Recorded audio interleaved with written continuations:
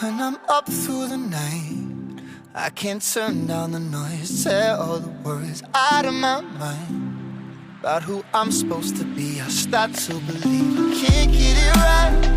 Remember the days I let slip away, they were simpler times.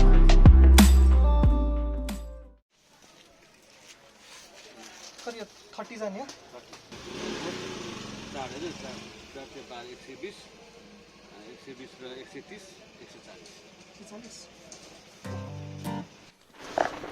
Hello and नमस्ते everyone welcome to यात्री family I hope सबैजना सन्चै हुनुहुन्छ होला आज हामी गुन्डुमा रहेको एउटा डाँडाको टुप्पोमा जाँदैछौँ त्यहाँ गएर चाहिँ हामी ड्राई पिकनिक गर्छौँ अनि दसैँ पनि एकदम नजिक आउँदैछ त्यहाँ गएर हामी चङ्गा पनि उडाउँछौँ र टाइममा नयाँ भिडियो आउँदै गर्छ सपोर्ट गर्दै गर्नु होला meanwhile I am going to roll the channel intro त्यति बेलासम्म तपाईँहरू च्यानल सब्सक्राइब गर्नुभएको छैन भने सब्सक्राइब गरेर बेल आइकन थिच्नु होला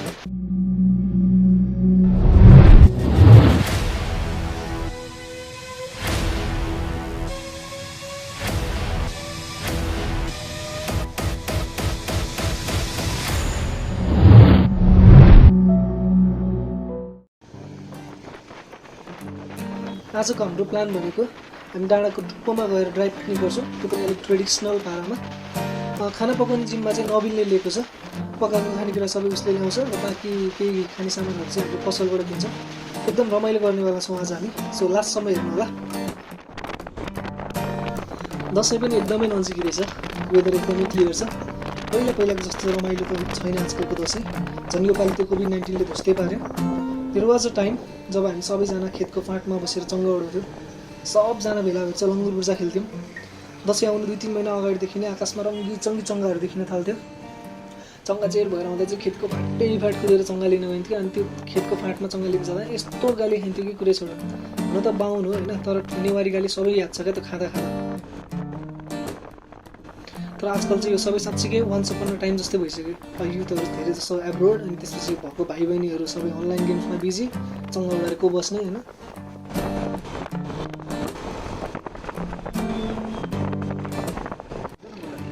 त्यति बेला चाहिँ हामी कटुन्जी आइपुग्यौँ यहाँबाट चाहिँ राइटतिर जानुपर्छ हामी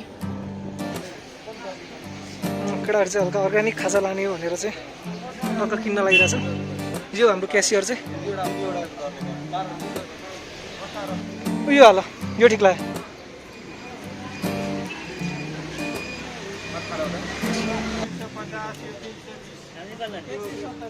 नेपाली नै लगौँ नेपाली प्रमोट नेपाली प्रोडक्ट है कति 1 किलो लगौँ है धेरै नलगौँ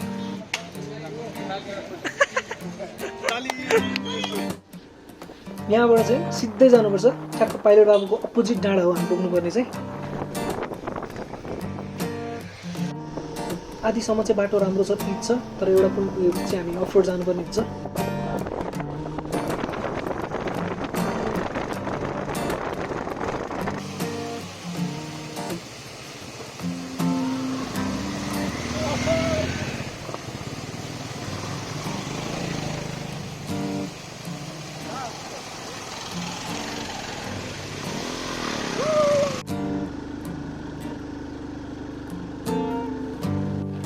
डेस्टिनेसनमा त्यस्तो स्पेसल त खासै केही छैन जस्ट डाँडाको टपमा रहेको ठाउँ छ त्यहाँबाट तल त्यो भ्यू चाहिँ राम्रो देखिन्छ त्यति साह्रो स्पेसल नभए पनि हामी गएर स्पेसल बनाउँछौँ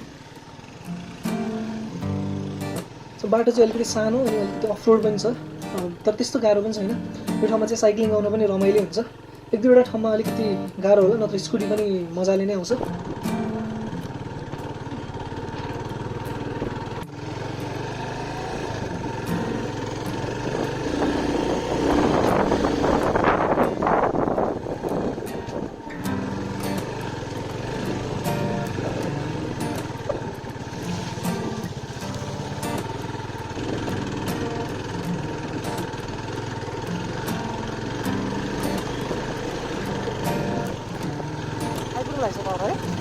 तो भनेको यही डाँडा छ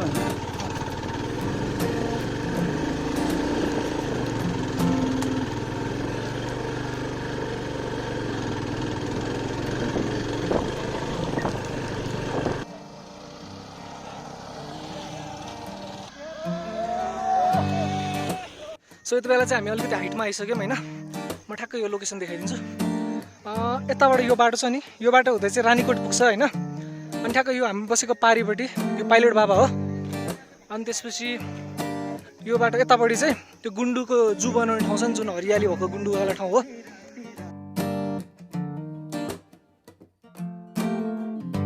अनि हाम्रो कोही केटाहरू चाहिँ यो चाहिँ हाम्रो अमितको ड्रोन, अनि चङ्गा पनि ल्याएको छौँ आज हामीले।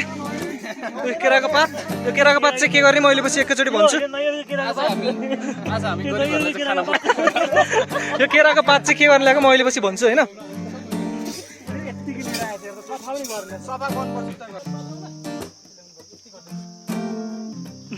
यो ठाउँमा चाहिँ केटाहरूले गाँजा खोजिरहेको होइन, त्यहाँ पानी रहेछ, पाइपबाट पानी आइरहेको रहेछ, त्यही भएर केटाहरूले चाहिँ खाने पानी भर्दैछन्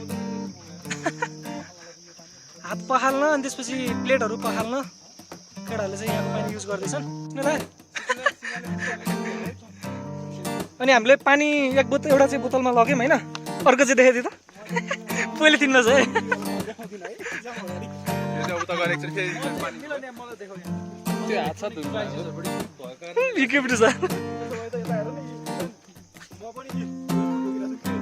त्यो थिच्न नै आउँदैन तिमीलाई होइन। केटाहरूलाई चाहिँ जुका लाग्न सुरु भयो होइन, जुका लाग्न सुरु भयो। एउटा एउटा सोल्टीको चाहिँ जुगाले खाइसकेछ।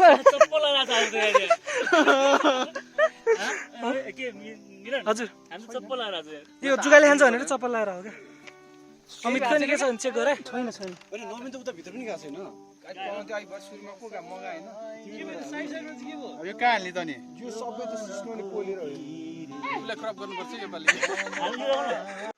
यति बेला चाहिँ खाजा खाने टाइम भएको छ होइन, केटाहरू सब रेडी हुँदैछ। खाजामा चाहिँ हाम्रो मासु छ नबिनले पकाएको, त्यसपछि पुरा जुजुदौ छ भक्तपुरबाट ल्याएको प्योर, अनि त्यसपछि स्याउ केराहरू छ है, अनि त्यसपछि पानी चाहिँ केटाहरूले त्यो अघिको मुहानबाट लिएर आएको पानी छ। आज हामी प्लास्टिकको प्लेटहरूभन्दा पनि अर्ग्यानिक केराको पातमा खाँदैछौँ। यदि केराको पातमा चाहिँ हामीले फुड सर्भ गर्छौँ भने त्यसले चाहिँ पोलिफेनल एब्जर्ब गर्छ अरे, यसले गर्दा चाहिँ विभिन्न लाइफस्टाइल डिजिजहरू प्रिभेन्ट गर्छ। त्यति मात्र होइन, केराको पातमा चाहिँ एउटा व्याक्सको लेयर हुन्छ अरे, जसले चाहिँ खानामा फ्लेभर पनि एड गर्छ भन्ने भनिन्छ। अनि अर्को मेन कुरा भनेको चाहिँ यो डिस्पोज गर्न सजिलो हुन्छ, जताफाले पनि हुन्छ, इन्भाइरोमेन्ट फ्रेन्डली नै हुन्छ।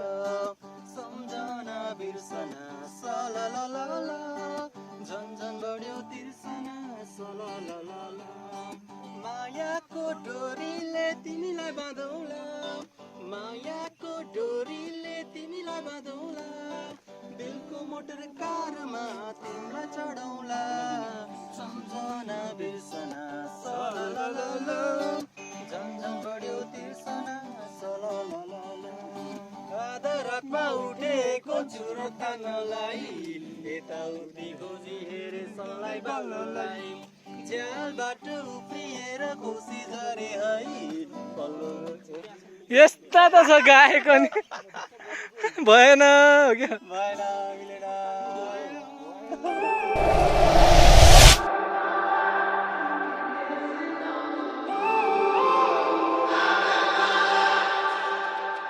When I'm up through the night, I can't turn down the noise, tear all the words out of my mind about who I'm supposed to be. I start to believe I can't get it right.